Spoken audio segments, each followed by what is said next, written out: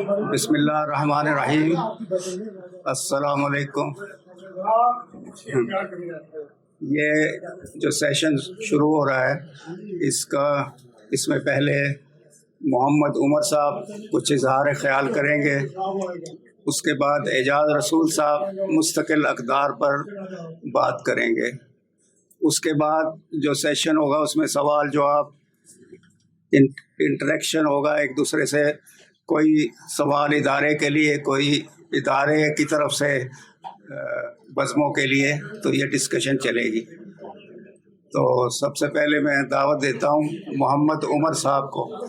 اور آج کا جو یہ محفل ہے شیخ اللہ دتا صاحب کی صدارت میں ہو رہی ہے. السلام علیکم. بڑی مختصر گفتگو کروں گا میں، اور موضوع اس کا یہ ہے کہ ہم آپس میں باہم اختلاف کیوں کرتے ہیں. اس میں جو مادی ضرورت کی چیزیں ہیں اس میں اختلاف ہو تو وہ تو ایک اور کشمکش ہے، لیکن جو فکری اختلاف ہوتا ہے وہ بہت سارے نفسیاتی مسائل اور الجھنوں کا باعث ہو جاتا ہے. اس کی جو بنیادی وجہ ہے وہ یہ ہے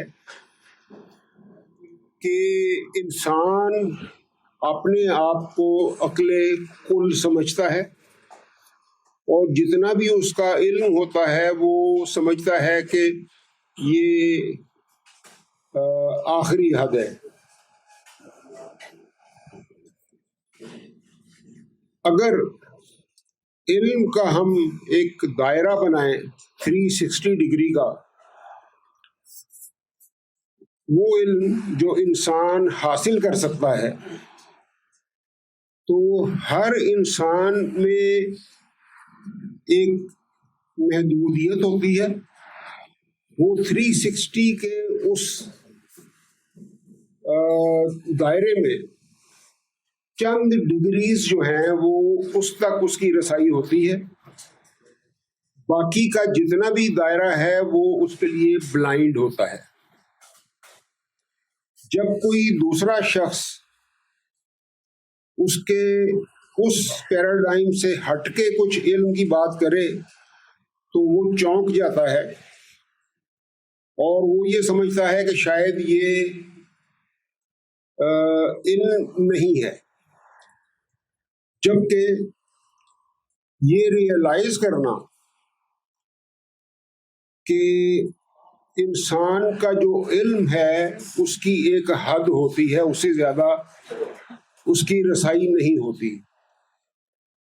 جو بہت زیادہ کوشش کرتے ہیں، فکری کوشش کرتے ہیں اور رسائی حاصل کرتے ہیں، تو وہ اپنے معاشرے میں ایک بہتر علم رکھنے والا نمایاں ہو جاتا ہے، اور جب وہ ایک حد سے زیادہ ہو تو وہ ایک اسٹیبلشڈ جینیس ہو جاتا ہے. اس کی اپنی ایک امیج ہوتی ہے جس کی وجہ سے لوگ اس کی طرف اٹریکٹ ہوتے ہیں اور اس سے متاثر بھی ہوتے ہیں. لیکن میں اس وقت محدود رکھوں گا ان اختلافات کو. اختلاف پیدا ہی اس وقت ہوتا ہے جب ہم ایک دوسرے کے بلائنڈ حصے کو چیلنج کرتے ہیں. یہ انسانی نفسیات ہے کہ اس کو جب اس بات کا علم ہو کہ میں ایکسپوزڈ ہو رہا ہوں کہ مجھے اس چیز کا علم نہیں ہے، تو یہ اس کے لیے ایک ذہنی الجھن کا باعث بنتا ہے، ڈپریشن کا باعث بنتا ہے، جس کو اوور کرنے کے لیے وہ اس فرسٹریشن کی وجہ سے اگلے کے ساتھ بحث میں مبتلا ہو جاتا ہے. ہمیں اس طرح کی باہمی بحثوں میں الجھنا نہیں چاہیے. اور میں ویسے تو غالباً دسمبر کی کوئی تاریخ تھی 1967 میں پہلی دفعہ جب آیا اس جگہ جہاں پرویز صاحب درس دیتے تھے، سورہ فیل کا درس چل رہا تھا، جو پہلا دور تھا اس کا، یعنی آخری پارہ تھا. تو اس کے بعد سے میں نے قرآن سے بہت کچھ سیکھا. میری زندگی میں، میری شخصیت میں بڑے نمایاں فرق پیدا ہوا. لیکن ایک چیز قرآن سے جو میں نے اس سے بہت سال پہلے، بلکہ بچپن میں سیکھ لی تھی، کہ جب آپ قرآن پڑھتے ہیں تو اس میں آیات پہ کچھ علامات لکھی ہوتی ہیں. کہیں یہ لکھا ہوتا ہے کہ اس کو آپ نے ملا کے پڑھنا ہے، کہیں لکھا ہوتا ہے کہ یہاں پر آپ نے وقفہ کرنا ہے. میں نے یہ سیکھا کہ انسان کو یہ علم ہونا چاہیے کہ کس بات پہ کس حد تک اس کو بحث میں الجھنا چاہیے اور کہاں پر پھر اس کو توقف کر لینا چاہیے. اس بات سے اس کو واقفیت ہونی چاہیے کہ وقفہ کہاں کرنا ہے. تو ایک تو میری اپنے دوستوں، بھائیوں، بزرگوں سے درخواست ہے کہ جب بھی کبھی آپس کی گفتگو ہو تو ایک دوسرے کو اسپیس دینی چاہیے، ایک دوسرے کے ساتھ کسی بھی بحث میں الجھنا نہیں چاہیے، کیونکہ اس سے دوریاں پیدا ہوتی ہیں. آج ہم جب اوپر جنرل کونسل میٹنگ میں بیٹھے تھے تو وہاں پر ایک بات ہوئی جو میرا خیال ہے یہاں کر دینے میں کوئی حرج نہیں، کسی راز سے پردہ نہیں اٹھ رہا.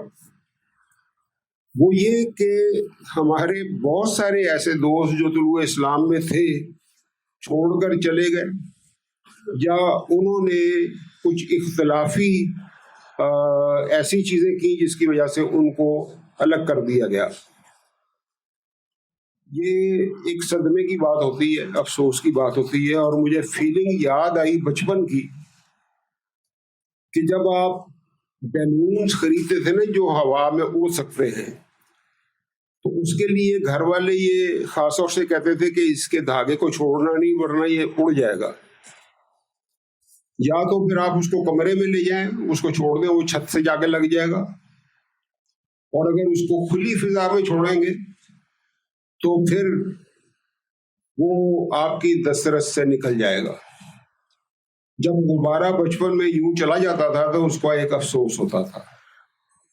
ہمیں بھی جو ایسے ساتھی چھوڑ کے چلے جاتے ہیں اس کا افسوس ہوتا ہے.